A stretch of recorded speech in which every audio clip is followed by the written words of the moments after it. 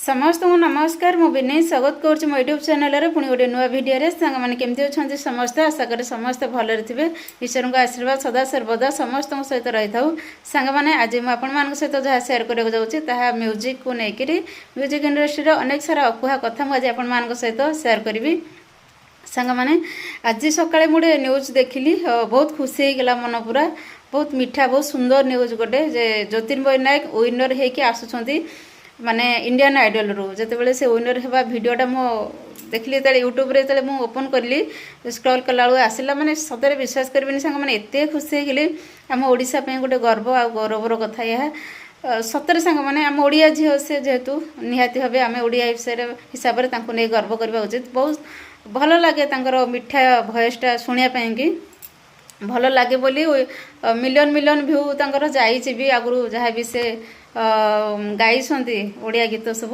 बहुत भल लगे गीत सब तो सांग मैंने आज से समस्ते सफलता को लेकिन आज तो खुशी होती अनेक जन कहते हाँ होगला पाईगले किंतु गोटे कथा सांग मैंने सी जानी से जो बाट को जीवा केते संघर्ष केते कष्ट फैमिली को तांको अनेक सारा समस्या को से सामना करके से जगह पहुँचती बहुत बहुत टाइम रे एमती आसी कि एमती कटि जीवार भी संभावना थिला किंतु से सबू को समस्या को से पार करी आज सफलतार शीर्ष में पहुँची तो समस्त को माने सारा ओडिशावासी को आज से खुशी कर महाप्रभु श्री कालिया ठाकुर आशीर्वाद कृपारू आज ये गोटे सुंदर दिन आज नीलाद्रि विजे महाप्रभुंर तो ये सुंदर दिन में गोटे सुंदर न्यूज शुणिकी बहुत मन खुशी होगा सतरे सांग मैंने प्रत्येक कलाकार मानकर गोटे गोटे थाए मनरे कि आम भल कम करूँ भल भल बड़ बड़ प्लाटफर्म को जीवु भल भल कलाकार मान सहित मिसबू से सहित किसी शिखु से जगह किसी भल कम करूँ कि निजर जो टैलेंट जो प्रतिभा अच्छी आम ताकू प्रदर्शन करूँ अन्य सम्मुखें अन्य किसी भल पाइबा ग्रहण करूँ तो एमती प्रत्येक कलाकार मान भितर से जो भोकटा थाए लुचिकी कौटी ना कौटी तो ये हूँ कथा सांग मैंने गला वर्ष ये जो रथ समय गोटे गीत रिलीज होता मोर जो कला ठाकुर मो कला ठाकुर भांगीबनी केबे भरोसा मोर तो ये गीतटा को जो सौरभ दास गाई मेल भर्सन तार किछि दिन पर फीमेल भर्सन रिलीज होता जहाँ ज्योतिर्मय नायक गाई तापर से इंडियन आइडल को जाइए जो ये कहते आज कि वर्षे होगला से गीत रिलीज होबार वर्षे पर होगला तो सांग मैंने जिते से इंडियन आइडल को जाइए मतलब कौटी ना कौटी लगुला कि ना ये विनर हेबे जो जो भाव से परफॉर्मेंस करुले स्टेज रे अन्य मान गाइला बेले से जो गीत गुड़ा भारी भल लगुए जना पड़ जाए ना जमती कि आमर जो लास्ट थर जो विनर होते जो इंडियन आइडल रे तो एमती अनेक सारा तो सिंगर गाई जो मानकर जना पड़ जाए कि एमाने विनर हेबे तो से जिनटा ज्योतिर्मय नायक भितर फुटिकी बाहरुला अन्य माने पूरा 90% श्योर थिले कि से ही विनर हेबे फाइनाली से जिनस हैला समस्ते लगी बहुत खुशी पर्सनाली मु भी बहुत बहुत बहुत खुशी तो सांग माने जिते बड़े गोटे मनीष किसी सफलतार शीर्ष में पहुँचे से जो संघर्ष थाए जो साधना थाए गोटे कथा कह सांग मैंने मुझे बड़े गीत लिखुची जिते बड़े आज भी जिते बड़े लिखे मु सब भावे नहीं जे मत गोटे भल सिंगर ये गीत गाइबे मु सब भावे कि प्रभु ये गीतटा एत कष्ट लेखा हो गीतटा केमती रिलीज हम केमती किए जड़े गाइबे किंतु एते बड़ बड़ सिंगर माने ताको गाइबे मुझे देखे से गीत गुड़ा सब यूट्यूब रे सप्ताह मु ये गीत लिखी सप्ताह एते बड़ बड़ सिंगर ये गीत गाई मो निज को मत बेले बेले विश्वास हुए अवश्य यहाँ नुहे कि मु बहुत कम कर देछि आ बहुत नेम फ्रेम कमई सारा से नुहे कि जितकी भी कर सब अल्प संतुष्ट थाए अल्प खुशी हो जाए जितकी भी जहाँ करें मत बहुत खुशी लगे नाई किसी तो करें कि तो भगवान देउछंती तो एतिकरे ही शांति मो परिश्रम जी भगवान मो पारिश्रम हिसाब से मत जहाँ किसी भी देउछंती किंतु हाँ जदियो मु अधिक परिश्रम आहुरी करी आहुरी समय देवी आहुरी निजको से लाइन रे से जिनस अधिक एक्टिव करी ताले निश्चिंत आउ किसी भी भल काम करी पारिबी किंतु मु जानी जानी କିଛି କାରଣ ନେଇକି ନିଜକୁ ବ୍ରେକ୍ କରେ, ନିଜ ସଫଳତାଟାକୁ ବି ବ୍ରେକ୍ କରିବାକୁ ପଡ଼େ। କାହିଁକିନା ମୋତେ ସବୁବେଳେ, ଯେହେତୁ ମୁଁ ସବୁବେଳେ କହି ସାଙ୍ଗମାନେ ମୁଁ ପାରିବାରିକ ପିଲାଟେ, ମୋତେ ପାରିବାରିକ ଯେଉଁ ଜିନିଷ ସେ ଜିନିଷଟା ଟିକେ ବେଶୀ ଭଲ ଲାଗେ। ତେଣୁ କ୍ୟାରିୟର କଥା ମୁଁ ଏତେଟା ଏବେ ଧ୍ୟାନ ଦେଇନି। ଦେଉଛି ତା ମାନେ ନୁହଁ ଯେ ମୁଁ କାମ କରିବିନି କି କରୁଛି। ଭଗବାନଙ୍କ ଆଶୀର୍ବାଦରୁ ଯେତେବେଳେ ବି ଯାହା ସେ ଦେଉଛନ୍ତି ମୁଁ ତାକୁ ଲେଖୁଛି। ଏଥିପାଇଁ ବ୍ରେକ୍ କରିଦିଏ କି ଭଗବାନଙ୍କର ମାନେ ମନ କରେନି କି ଏଇଟା ଏଇ ସମୟ ନୁହଁ, ଏଇ ସମୟରେ ଏଇ ଜିନିଷଟା ଇଏ ନୁହଁ। ଯେତେବେଳେ ତାଙ୍କର ଇଚ୍ଛା ହୁଏ, କିନ୍ତୁ ମୁଁ ସିନା ନିଜକୁ ବ୍ରେକ୍ କରିଦିଏ ଯେତେବେଳେ ତାଙ୍କର ଇଚ୍ଛା ଥାଏ, ଯେତେବେଳେ ତାଙ୍କର ତମ ଦ୍ୱାରା କିଛି କରାଇବାର ଥାଏ, ସିଏ ନିଶ୍ଚିନ୍ତ ତମକୁ ଡାକିକି ନେଇକି ସେ ଜିନିଷ କରିଦିଏ। ମୁଁ କେବେ ଭାବିନଥିଲି କଳା ଠାକୁର ଗୀତ ମୋର ରିଲିଜ୍ ହେବ। ମୁଁ ହଠାତ୍ କିନା ସେ ଜିନିଷ ହେଲା ମୋ ଲାଇଫ୍ରେ ଯେତେବେଳେ ଘଟିଲା। ମୁଁ ଇଚ୍ଛା ତ ଥିଲା ଗୋଟେ ଭଜନଟା ରିଲିଜ୍ ହେବ, ଭଜନଟା ରିଲିଜ୍ ହେବା ପାଇଁ କି ମୁଁ ବହୁତ ଚେଷ୍ଟା କରିଥିଲି।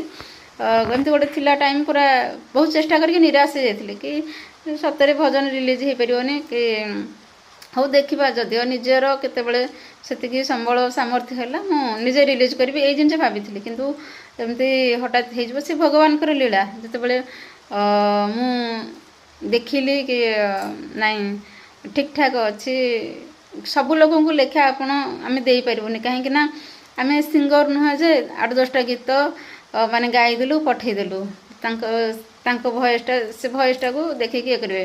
ଆଉ ଯେହେତୁ ଆମେ ଲିରିସିଷ୍ଟ, ଆମେ ଲେଖିବୁ ଗୋଟେ ଗୀତ ବହୁତ କଷ୍ଟ କରିକି, କାରଣ ଆମଠୁ କ୍ରିଏଟିଭ୍ ଜିନିଷଟା ହିଁ ଆମଠୁ ଆରମ୍ଭ ହୁଏ।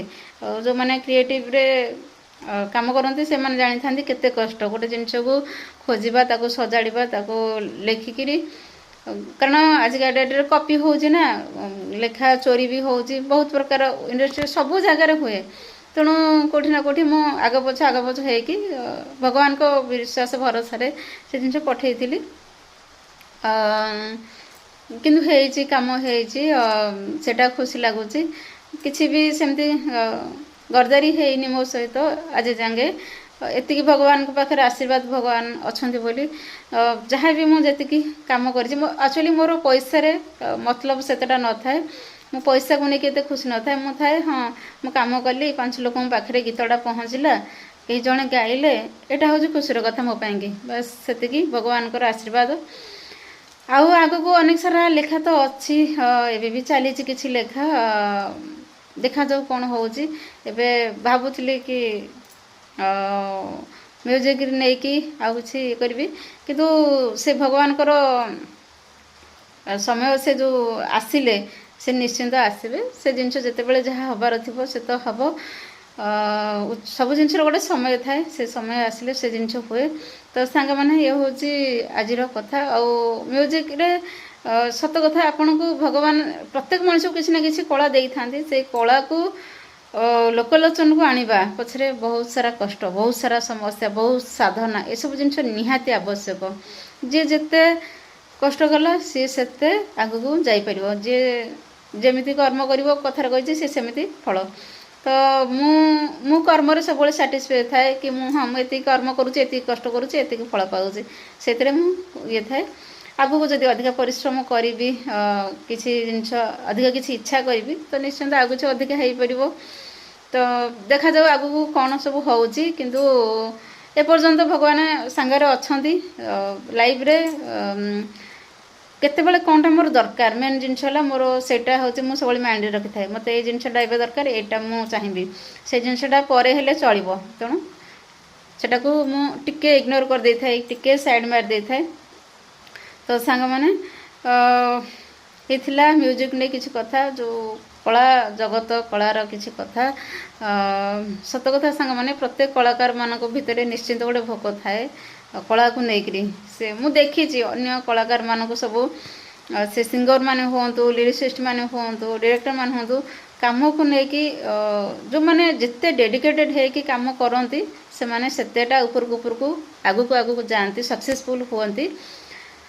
ତ ମୋ କ୍ଷେତ୍ରରେ ମୁଁ ଚାହେଁ, ମୁଁ ଟିକେ ନିଜକୁ ବ୍ରେକ୍ କରେ, ନାହିଁ ମୁଁ ଏତେ ଜଲ୍ଦି ଟିକେ ନାଇମ୍ ଫେମ୍ ଚାହୁଁନି।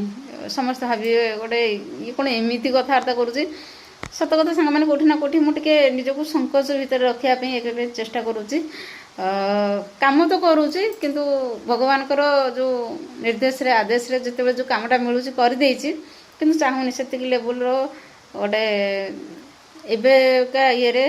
କାହିଁକି ନା ଗୋଟେ ଟାଇମ୍କୁ ମୁଁ ଅପେକ୍ଷା କରିଛି, ଯେଉଁ ଟାଇମ୍ ଆସିଲେ କି ମୁଁ ସେତେବେଳେ ଏସବୁ କଳା କ'ଣ କି ଗୋଟେ ଗୋଟେ ଟାଇମ୍, ଗୋଟେ ଗୋଟେ ସମୟର କଥା। ଏଠି ସବୁ ଚିରକାଳ ପାଇଁକି ସମସ୍ତେ ମାନେ ହଁ ରୁହନ୍ତି, କାମ କରନ୍ତି, କିନ୍ତୁ ଗୋଟେ ଗୋଟେ ଟାଇମ୍ ଥାଏ। ଏଇ ପିରିୟଡ଼ଟା ୟାଙ୍କର, ସେଇ ପିରିୟଡ଼ଟା ତାଙ୍କର, ଗୋଟେ ଗୋଟେ ତାଙ୍କର ଥାଏ।